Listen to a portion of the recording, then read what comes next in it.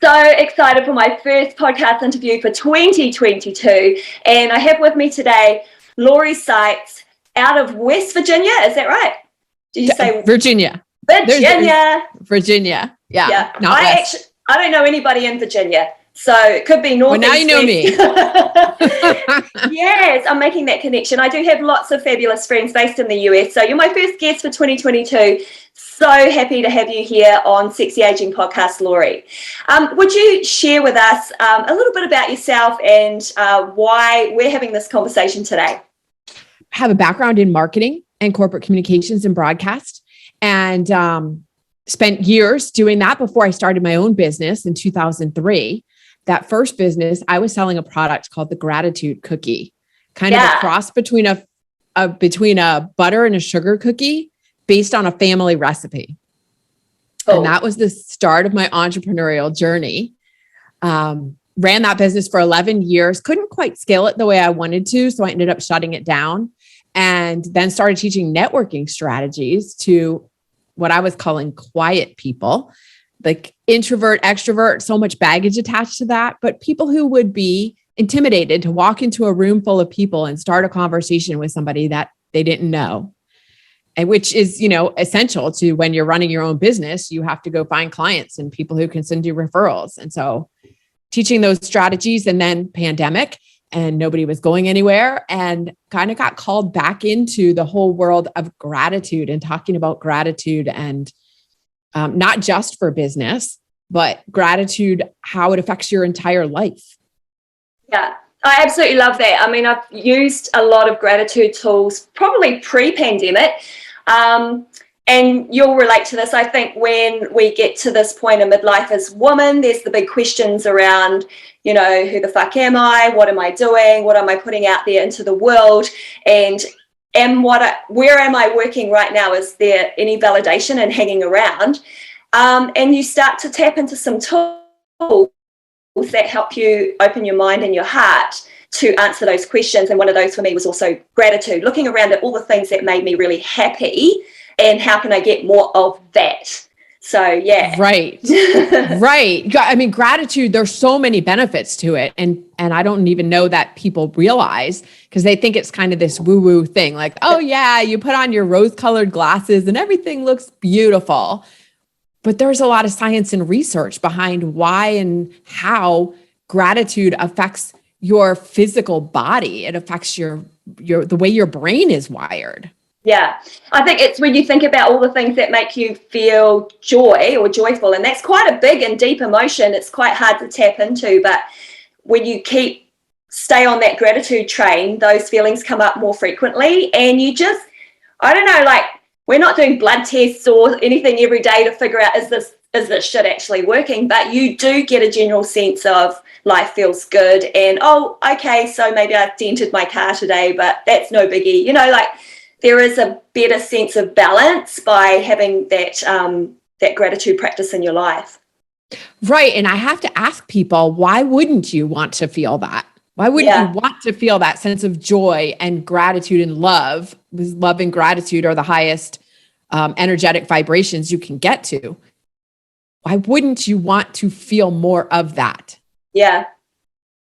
Hey, Laurie, I've got a couple of questions for you. So, you don't always suddenly become a gratitude expert like you are. There's obviously, for all of us, there's a journey and moments of doubt and fear and, shit that comes up that makes you turn direction towards a better life or a better life choices, things that, speak more wholeheartedly to how you're going to live every day.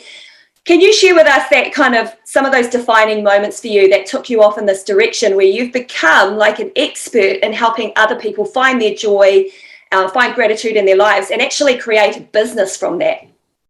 Yeah, there are 2 points actually. So when I started that first business, which was my company now is called Zen Rabbit. That was Zen Rabbit Baking Company. Right. And so I was making and selling this product called the Gratitude Cookie. And the irony was I wasn't a very grateful person because I was very focused on what I didn't have, what wasn't working, all this crap. And my friend and mentor challenged me to read The Science of Getting Rich by Wallace D. Wattles has in chapter 7 is about gratitude. And so he challenged me to read chapter 7 for 30 days, twice a day, once in the morning and once at night. And the chapters are short, like 3-4 pages. So I did it. And then I tell, when I'm on stage, I tell the story like, okay, so at the end of 30 days, can you believe I got a call from an editor at Oprah's magazine and she wanted to put the gratitude cookies in Oprah's favorite things? And everybody's like, oh, what? I'm like, yeah, well, that didn't really happen. Nothing happened. At the end of 30 days, there was nothing remarkable. There wasn't like the skies parted and angels came down. It wasn't until a few months later that I noticed a real change. And I had been driving home from a friend's house. It was Thanksgiving night, and I was driving about 90 miles up the highway to home. And about 5 miles from home, smoke started pouring out of the front of my car.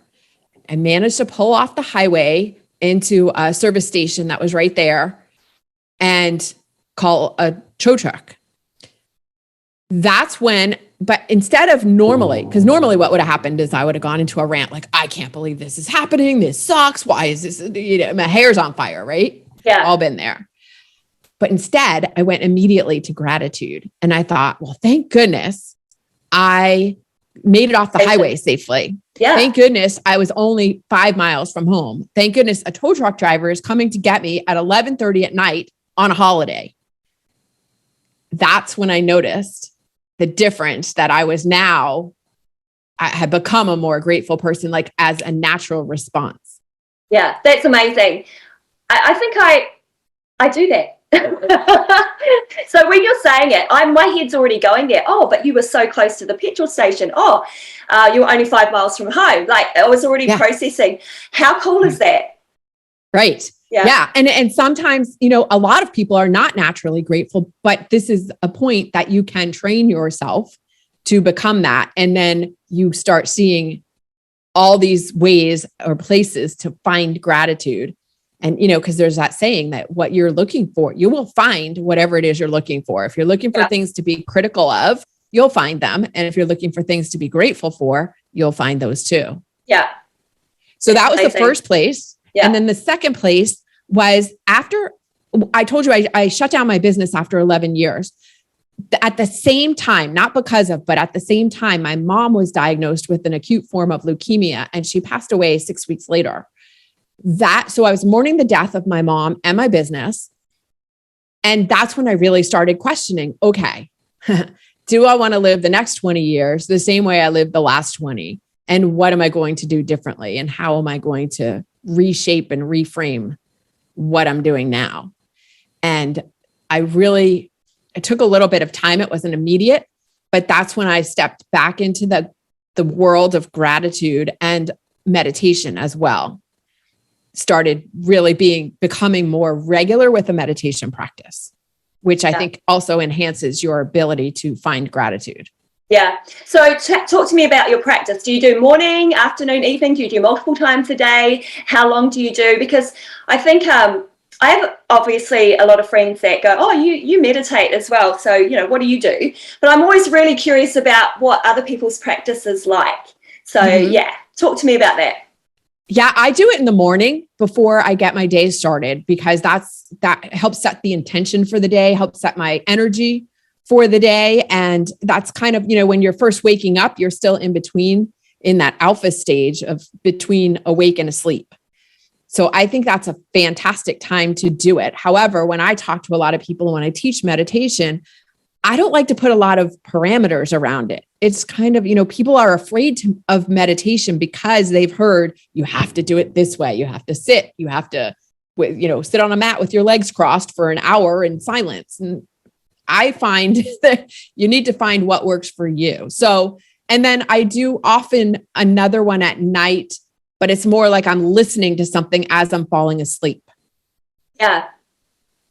Yeah. Awesome. Yeah. I think we have a very similar practice. So I'm first thing in the morning, but I journal first because it's like I've got these thoughts that have filtered in from the night before and I kind of write a few things down and then I'll sit in meditation with my thoughts. But I'm going to be honest, I reckon 6 out of 7 days, it has a lot to do with the work week. 6 out of 7 days, my meditation practice is never a straight road. Okay. Right? It's like, my mind does go all over the place, and only 50% of the time I will say to myself, oh, that's a thought. It's just a thought. Now come back to the breath. Whereas the other 50%, I'll be like, oh, this is really interesting. And let's go there. Let's explore that. And then I just open up to the idea, well, that meditation also allows you that level of creativity. Right? Yes, so exactly. While you want to still your mind, and I think that's important in a very stressful environment, very important in the pandemic, it's also an amazing tool for creativity. So I'm not so hard on myself about it anymore. The fact that my mind still goes, good for you, because that's how our minds are. That's just natural. And it is common and normal for those thoughts to come in. Because that's another thing that people are like, well, I'm not good at meditating because I can't clear the thoughts in my head. Yeah, no one can. Yeah. So like you said, when you recognize that, you bring it back to your breathing or the sound of the meditation teacher's voice or the music or whatever it is. And then sometimes you don't, and that's okay too. Yeah. Yeah. I definitely vouch for meditation only because I do have a very active mind. But I think because I'm also a massive science advocate, like anything that allows you to live a longer and healthier life, that's the whole point of sexy aging. How do we get to live longer and slay it? Anything that is steeped in science, I'm all about. And if people don't know, if you're hearing this about meditation for the first time on a podcast, and, I don't talk about meditation very often, but there is so much science to support the value of a meditation practice daily. So if you're not doing it right now, check it out, any apps or any classes, but keep it really simple, right? Just start simple, 5 minutes, 10 minutes a day. First thing in the morning, I think personally is a great time because nobody else is awake generally. But what other top tips have you got for meditation practice that you would advise, or that you find that your own clients really say, hey, that works really well? Yeah, what you said about quieting your mind, a lot of people have a lot of energy, and that's why they find it difficult to sit or lie down for any amount of time. And I like your idea of start with 5 minutes. I say the same thing. It does not have to be long. 5 minutes is better than 0 minutes. And then you can make it longer if you want from there. But so to take care of that, like energy over, I don't want to say over energy, like having energy is good. Yeah. But put on a song and dance for that 3 minutes, or just shake it out or move or do whatever to get that energy out and then sit. Yeah. That helps a lot of people. That's a great idea. Yeah. It helps a lot of people to get focused. And then, it's really about doing what works for you. Some people like a guided meditation. Some people would prefer to sit in silence, music behind it or not. It's all a personal preference. So there's no right or wrong way to do it. Yeah. Go ahead. Yeah, no, I'm really loving where our conversation is going. We've covered off 2 really big, important things that I value: gratitude and meditation. And isn't it funny that we kind of haven't really tapped into that so much in our, say, 20s or 30s? But I'm making an assumption for you, Laurie. I have no idea how old you are, but I'm in my 50s, and I really started to engage these tools from my 40s. And I noticed a lot more midlifers are also more open-minded to utilizing tools such as journaling, meditation, gratitude, affirmations. And I believe there's a point in life, they obviously call it midlife crisis. It's a tacky cliche kind of way of saying you've hit a speed bump and now you want to know what you want to do with the rest of your life. So, we've already covered off 3 of my top tips for trying to reestablish what the next part of your life looks like. What other tips have you got? Because I think you've created almost a name for yourself around helping midlifers reinvent or transform the next stage of life. So I'm interested and curious to hear some other tips from you. Yeah, I like that term, midlife reinvention, as opposed to crisis. I just can't identify with that. Right. So I think it's a lot of it has to do with getting clarity on who you are now, because you're not the same person your entire life. And yeah, I'm in my 50s too.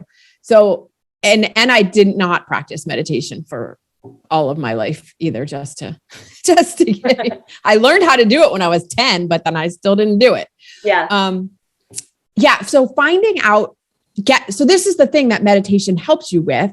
One of the things is it helps you get quiet enough to hear that inner voice, your own inner truth, because nobody else can tell you what your inner truth is. You know, we're so used to hearing all of these voices around our head, social media, regular media, like family, friends, everybody's talking, but they don't know what's right for you. They can give you advice and counsel, but only you can. And so making the time to get quiet and to enough to hear that inner voice is so, so important, because now you have to figure out, again, who am I now? And what are the values that are important to you so that you can build your life going forward on those values? Like I feel like that's a foundational part of figuring it out, of what to do next is, who am I? What do I stand for? Yeah. And so how would you advise people to do that? It's quite a big task, and I've done it. I actually did do a course right before the pandemic, actually, which is perfect timing, because then it sort of set me up with the values no matter what was happening. Right? But have you got a recommendation on some steps with helping people find that purpose? Yeah, well, that's one of the first steps we do in my program called Fuck Being Fine is figure out the values. But Brené Brown has a values chart. I don't know what to call it. There's a PDF of a values assessment, I think it is, something like that. So I advise people to if that's something you're looking into figuring out, to go find that. Yeah. And use that. It's very valuable. Yeah. Oh, that's awesome. I'm going to look into that and add that into the show notes as well. And I'm also going to add in a few other kind of really fantastic courses that help people find their purpose in this next phase of their lives. So let's talk about Fine is a 4-letter word podcast. So we're podcasters. This is awesome. And I think about, why is it that midlife women suddenly decide that they're going to do a podcast? How long have you been running your podcast for now? Since May. So not even a full year. Yeah. Same. I've been running since March last year. So it's only 9-10 months. Yeah. Yeah. Well, I have a background in, I said marketing, but also in broadcasting. So I have been into broadcasting since I was in college, even before that. And I never really knew so when podcasting became a thing and we can have our own show and not have to wait for somebody to decide whether they want us to sit in the chair or not. I wanted to do it, but I didn't know what I was going to talk about. Like, what do I have to add to the conversation? There are hundreds, thousands of podcasts. Why would somebody listen to mine? And that was also something that came up in pandemic, was about, we all had a lot of time on our hands to get quiet and listen to those inner voices. My intuition and my creativity were really ramped up.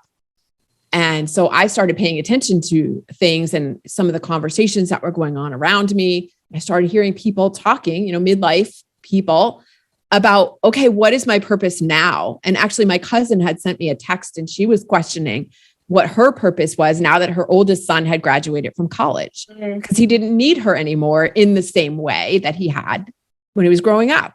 And so I think that's a lot of us I don't have children, but a lot of us who are in midlife now have children who are leaving home, or we're looking at our spouse going, yeah, I don't know that I really like you anymore.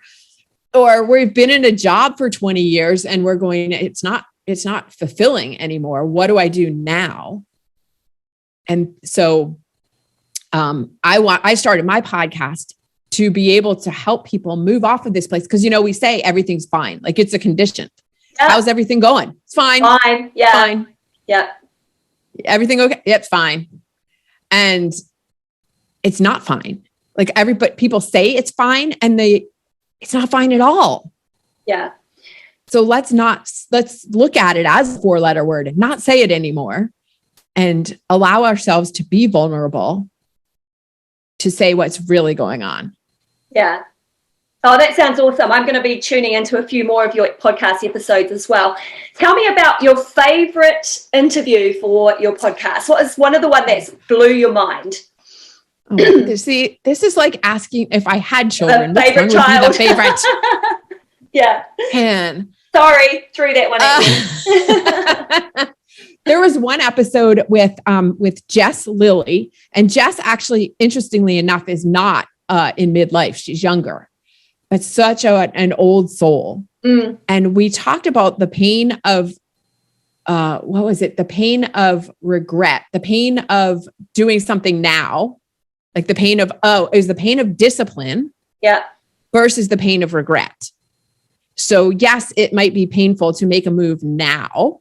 However, it's going to be less painful than looking back when you're 80 or 100 going, I wish I would have. Then you can't do anything. You can't change the past. So what do you want to, where do you want the pain to be? It's going to be somewhere. Choose. Yeah. And I do think that is where quite a few midlife women, they get to that stage, sort of late 40s, early 50s, where they actually can investigate that question quite open-heartedly. And it does seem to shake up their lives quite a lot. Like you mentioned, relationships, kids leaving, older parents, unfulfilled job, or jobs that don't serve them from a emotional, mental perspective anymore. Right. One of the other things that comes up for a lot of women at this stage of life is menopause symptoms, obviously, and how it affects them both physically and mentally. And mentally in the workplace is actually a real challenge for women. There's a lot of amazing articles and stuff out there about that now, and there's a big support growing for women in this change of life. While it is a physical change, it does affect their performance at work, and how are we supporting women at work. That often leads them to jump out of work and start their own business with all these incredible skills they already have, as well as their network, right? So I actually know a lot of women that are in that place now and absolutely killing it. That incredibly sexy change that they've made, and you can see them just coming alive, fulfilling their purpose. So it is a really interesting conversation for us women at this stage of life. It is. And I think a lot of that has to do with the fact that we've reached a place where we now have more confidence than we had before. I look back and I'm like, I was not very confident in my 20s and 30s, but you grow into yourself. That's part of this midlife reevaluation, is you're finding confidence. Like, oh, I have all this experience doing this stuff that I've been doing for the past, 20, 30 years. I can take that and make it even bigger. And by starting your own business or changing careers or whatever it is. Yeah, it's exciting, right? And every day you wake up and you've got that clarity. You don't have those, fear and doubt creeps in normally for everyone at any stage, but it's less so. And I think that's exciting. I don't know if it's less so. I think it's the same amount. However, we are more willing to conquer it, perhaps. Yeah, or have more coping mechanisms, right? Right, exactly. And that's also why it's so important to have a community, and which is what you're doing, what I'm doing with our podcasts, is building that community, having a community of other women who can lift you up when you're doing well, like celebrate with you, and also be there when things are not going the way you would like them to. Yeah. Hey, Lori, this has been a really, really cool conversation. And I think I'm just thinking now, like putting out this first episode for 2022, and we've covered off quite a lot around mindfulness and purpose. And I just couldn't think of a better episode to launch for the beginning of 2022 on sexy aging. I want to ask you one more question. So where to from here for you and what you're putting out into the world? What's your plans for this year and the next couple of years? Yeah. So I am going to be writing a book in the next few months. This is also probably the working title is the same as my coaching program, Fuck Being Fine. Because you reach that point and you're just like, now I'm done. I'm done being fine and not like just fuck it. So that, and then also taking this program to corporations, because they don't have the same tools that people within companies. That as an entrepreneur, it's a big lesson in personal and professional development. So taking this professional development tools, gratitude and meditation, to companies so their employees and their teams can also learn how to manage all this anxiety. Yeah, that's awesome.